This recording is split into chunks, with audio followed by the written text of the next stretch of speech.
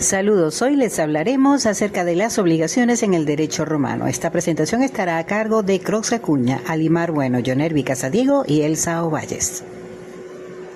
La obligación romana es un concepto fundamental del derecho romano que además ayudó a sentar las bases de las obligaciones en prácticamente casi todos los sistemas jurídicos modernos. El concepto de obligación en Roma surgió en el periodo arcaico y evolucionó a lo largo del tiempo, especialmente en lo que fue la codificación del derecho romano clásico y su posterior recopilación en el Corpus Iuris Civilis de Justiniano en el siglo VI después de Cristo. Inicialmente las obligaciones tenían un fuerte carácter formalista y ritual, pero con el tiempo se flexibilizaron y se basaron en principios más racionales y equitativos. El concepto de obligación encierra dos elementos fundamentales. En primer lugar, el débito, que es el deber de cumplir con una prestación, y la responsabilidad. Si no se cumple con la obligación, el deudor se expone a que se le haga un perjuicio o un castigo. La obligación en el derecho romano se definía como un vínculo jurídico en el cual una persona llamada deudor o sujeto pasivo estaba obligado a cumplir con una prestación a favor de otra, que era el sujeto activo o acreedor. Esta prestación podía consistir en dare, que sería dar, que era la transmisión de una propiedad o entrega de una cosa o un bien. El facere, que era realizar una acción específica, o el non facere, que era abstenerse de realizar algo. Esta prestación debía cumplir unos requisitos mínimos y básicos. La prestación debía ser posible, es decir, no se podía pedir algo imposible de cumplir porque entonces esta obligación sería nula. Esto incluso lo compiló el jurista Celso. En segundo lugar, la prestación tenía que ser lícita. La obligación debía consistir en la realización de algo que no fuese contrario a la ley, a la moral y a las buenas costumbres. La prestación tenía que ser determinada. Tanto el deudor tenía que saber cómo debía liberarse de su obligación y el acreedor tenía que saber qué debía exigirle al deudor. Y en cuarto lugar, la prestación debe tener carácter patrimonial. Eso significa que debía ser pagada de manera patrimonial, con un recurso, con dinero o con algún bien. Las fuentes de las obligaciones en el derecho romano son los diferentes hechos o situaciones que generan un vínculo jurídico entre un acreedor y un deudor. La clasificación más aceptada proviene de Gallo y luego fue sistematizada por Justiniano en el Corpus Iuris Civilis. Según esta clasificación, las obligaciones podían nacer de contratos, delitos, cuasicontratos o cuasidelitos.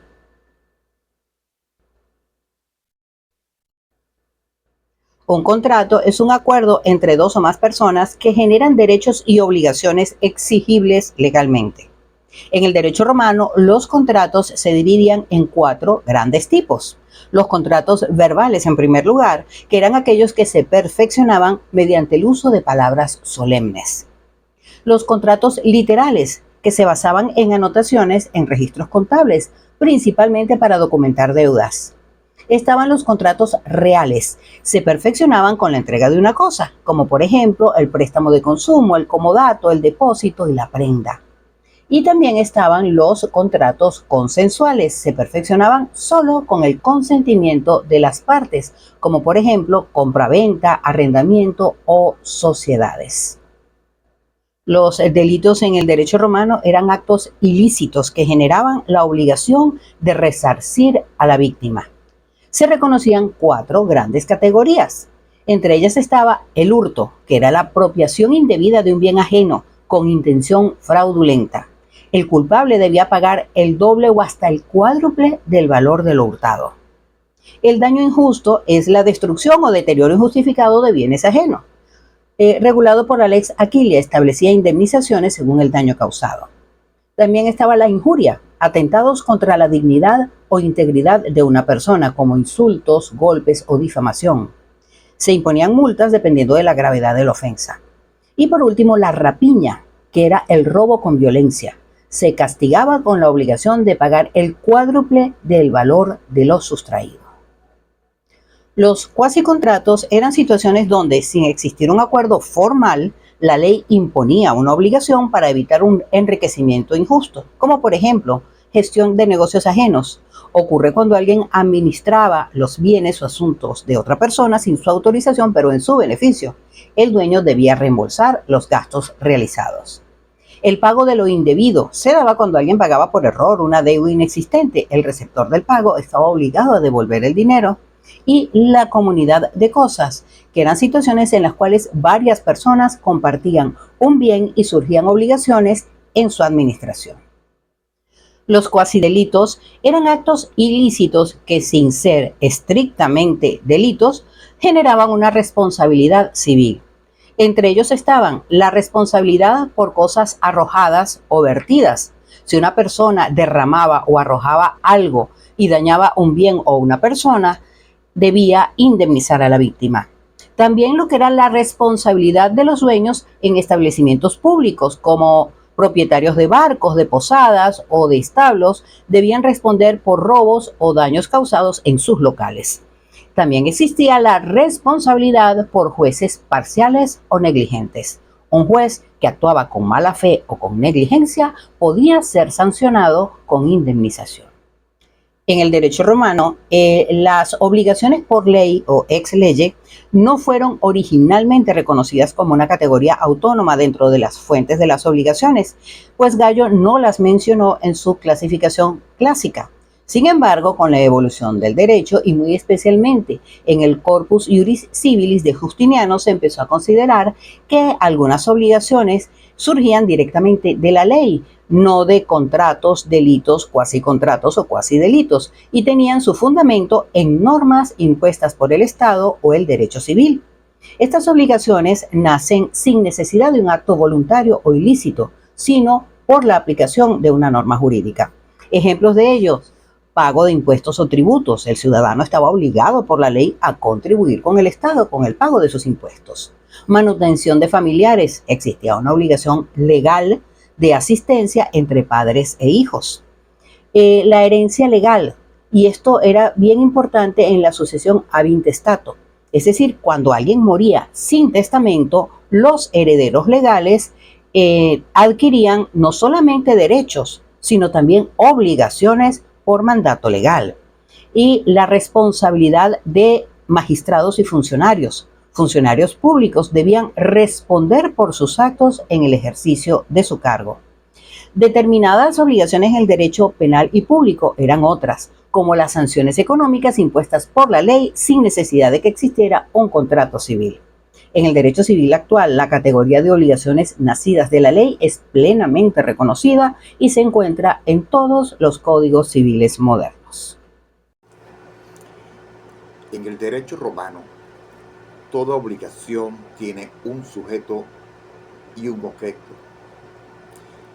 elementos esenciales para su existencia y validez. Primero, sujeto de la obligación. El sujeto es la persona o personas que participan en la relación obligatoria. Se divide en A. Sujeto activo, acreedor. Es quien tiene el derecho de exigir el cumplimiento de la obligación. Puede ser una persona física o jurídica, como en asociaciones o en corporaciones en la Roma tardía. En algunas obligaciones puede haber pluralidad de acreedores, lo que daba lugar a obligaciones mancomunadas. Cada acreedor tenía derecho a exigir solo una parte de la prestación. Obligaciones solidarias. Cualquiera de los acreedores podía exigir la totalidad de la prestación. B. Sujeto pasivo, deudor. Es quien está obligado a cumplir con la prestación. Al igual que el acreedor, podía haber uno o varios deudores con las mismas distinciones de obligaciones mancomunadas y solidarias. Si el deudor no cumplía, podía ser sometido a acciones judiciales como la acción in personam, e incluso en épocas arcaicas podía ser vendido como esclavo o sufrir prisión por deudor. Nexum. Segundo, objeto de la obligación. El objeto de la prestación que el deudor debe de realizar en favor del acreedor. En Roma se clasifican en 3 tipos. A. Dare, dar. Se refería a la entrega de una cosa con transferencia de propiedad. Ejemplo, en un contrato de compra-venta, el vendedor debía dar la cosa vendida. B. Facere, hacer. Consistía en realizar un acto o servicio a favor del acreedor. Ejemplo, en un contrato de mandato, el mandatario debía ejecutar el encargo recibido. C. Non facere, no hacer. Se trataba de una obligación negativa, es decir, abstenerse de hacer algo. Ejemplo, en un contrato de sociedad, un socio podía comprometerse a no competir con la sociedad. Requisito del objeto de la obligación. Para que el objeto de una obligación fuera válido, en Roma debía cumplir ciertas condiciones. Posibilidad. No se podía exigir prestaciones imposibles. Ejemplo, entrega algo inexistente. Licitud. El objeto debía ser legal y no contrario al derecho romano. Determinabilidad. La prestación debía estar claramente definida o ser determinable. Hablemos un poco de la clasificación de las obligaciones. En el derecho romano las obligaciones podían dividirse en 4 clases. Según la naturaleza de su vínculo, es la primera de estas clasificaciones y esta misma se subdivide en 4 partes, donde están incluidas las obligaciones civiles pretorias del derecho de gentes y las naturales. En las civiles, el acreedor podía tomar la acción de intimidar al deudor para exigir el cumplimiento de la deuda, mientras que en las obligaciones pretorias eran las acciones que creaba el pretor. Las obligaciones del derecho de gentes, por su parte, procedían de contratos como el de una compraventa. Las obligaciones que contraían era con la misma equidad por ciudadanos y peregrinos. También están las obligaciones naturales, que eran dadas para todos por igual, incluyendo a esclavos. Estas carecían de medios jurídicos, pues el acreedor no podía tomar represalias contra el deudor,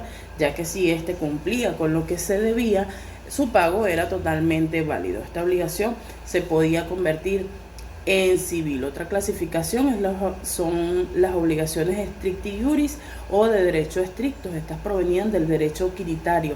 Es esta donde las partes deben atenerse exclusivamente a lo acordado y el acreedor solo puede exigir al deudor lo que éste le prometió. Este mismo no puede invocar dolo porque no se da una compensación ni se puede modificar esta obligación. También tenemos las obligaciones bonae fidei o de buena fe. Estas son provenientes del derecho de gentes que era celebrado con un contrato bilateral, es decir, que se obligaban a ambas partes. Aquí el perjudicado podía rehusarse a cumplir la obligación y también se podía modificar.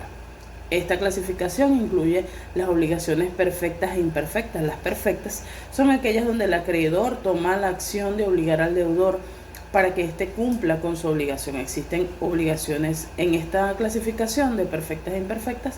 También existían las obligaciones civiles y pretorias. Por ejemplo, las imperfectas. En estas el acreedor no podía arremeter en contra del deudor jurídicamente, sino que de ellas se desprendían las obligaciones naturales y por lo tanto era basada en el derecho natural.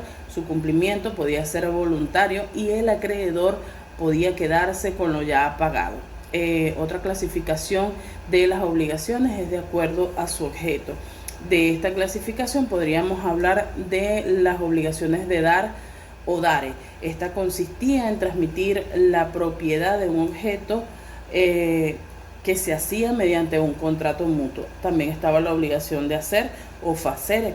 Esta obligación de hacer, dar, pagar, pasear era lo mismo que exigirle hacer algo al perjudicado. Están las obligaciones de prestar o prestare, que consistían en conceder el uso de un objeto y en algunos otros casos era la restitución de un objeto a su dueño. Están las obligaciones de no hacer o non facere, que en pocas palabras es no hacer y o sea, no realizar ninguna acción ni para beneficio ni para perjudicar a otro. También están las obligaciones positivas y negativas. Las positivas eran como el dar, prestar, hacer, y las negativas pues todo lo contrario. Las obligaciones simples y compuestas por su parte se aplicaban a una situación y las compuestas eran para variar estas prestaciones. Las obligaciones divisibles e indivisibles también forman parte de esta clasificación de obligaciones. Las divisibles se ejecutaban en obligaciones dare. Son divisibles porque se pueden ejecutar en partes, es decir, que puede dividirse entre varios deudores y se ejecuta cada uno de ellos, mientras que las indivisibles consistían en no hacer o facere, no podían ser divididas y el acreedor podría arremeter en contra del deudor, el cual es solo una persona. Una tercera clasificación son las obligaciones genéricas y específicas. Las genéricas consistían en la entrega de cosas como comida, ropa, cosas que no se extinguían, pero su pérdida no liberaba al deudor de su obligación. La obligación específica, por su parte, era la entrega de una sola cosa, la cual si se perdía el deudor quedaba liberado.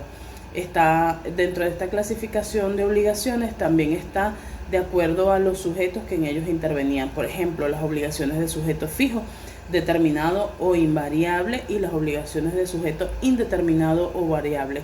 En el primer caso, el sujeto activo como pasivo son reconocidos al momento de constituirse el vínculo obligacional. Son los mismos desde el momento en el que nacen y hasta el final. En el segundo caso, es decir, en las obligaciones de sujeto indeterminado o variable, ambos sujetos no se encuentran individualizados en el momento del nacimiento o cambian desde que la obligación se contrae. También están las obligaciones de sujeto activo único y de sujeto activo o pasivo múltiple. La primera consistía en un solo acreedor y un deudor, mientras que la de sujeto activo o pasivo múltiple es esta oportunidad disertando sobre lo que es el incumplimiento de las obligaciones en el derecho romano, la cual generaba consecuencias jurídicas y dependían de lo que era de la causa del incumplimiento. Acá se distinguen 4 grandes causas, la que es el dolo, culpa y fuerza mayor y caso fortuito. En efectos generales del incumplimiento, cuando un deudor cumplía con sus obligaciones, el acreedor podía exigir el cumplimiento forzado. Acá era solicitar una indemnización por daños y perjuicios. Acá aplicaron penalidades en contratos como cláusulas penales. Aquí se decía stipulatio poenactis. La responsabilidad del deudor variaba según el incumplimiento que debía a su culpa o circunstancias ajenas a su voluntad. El dolo, que es dolus, tenemos la definición que el dolo era la intención deliberada del incumplir una obligación a perjudicar al creador. En consecuencias jurídicas, el deudor era plenamente responsable y debía resarcir todos los daños causados. En algunos casos podía aplicarse una acción especial, se llama actium doli. Esto acá, el contrato de buena fe, el dolo era siempre sancionado. No podía apartarse de una cláusula que lo exonerara al deudor con la responsabilidad que el patium dolo, acá el ejemplo es por lo menos un vendedor oculta efectos graves en un esclavo que vende. Si el comprador descubre el engaño, puede demandar el dolo. La culpa. La culpa es la falta de diligencia en el cumplimiento de una obligación sin existencia causa daño. Estos tipos de culpa en el derecho romano grave era lata culpa, equivalente al dolo, es una negligencia extrema, como si el deudor no hubiera actuado en absoluto. Ejemplo, un banquero pierde el dinero y el cliente, por dejarlo abandonado en la calle, es así pues. Culpa al dolo, levis culpa, falta de que la diligencia ordinaria, es decir, cuando el deudor no actúa con el cuidado de una persona prudente. Ejemplo, un depositario que se pierde o dañe un bien o no almacenarlo adecuadamente. La culpa levísima, acá se exige contratos en los que se requiere el máximo cuidado, como el mandato o el depósito remunerado. Estas consecuencias jurídicas dependían del tipo de contrato. El contrato de interés mutuo, compra y venta, arrendamiento, el deudor respondía por culpa leve. El contrato gratuito el deudor solo respondía por culpas graves. Fuerza mayor, el caso fortuito. El caso que se define como eventos extremos inevitables e irreversibles que impiden el incumplimiento de las obligaciones. Esta fuerza mayor eran hechos extraordinarios e inevitables a todas estas comunidades. Ejemplo, la guerra, terremotos, plagas, casos fortuitos. Estos sucesos impredecibles, pero que afectan a ciertas personas, ejemplo, incendios y accidentes en casa del deudor, consecuencia jurídica era que en general el deudor quedaba eximido de responsabilidad. Sin embargo, si el deudor ya estaba en mora, debía responder incluso por caso fortuito el contrato de riesgo asumido. El deudor respondía al daño no fuera de culpa. Ejemplo, el transportista debía que entregar mercancía aunque un naufragio la destruyera.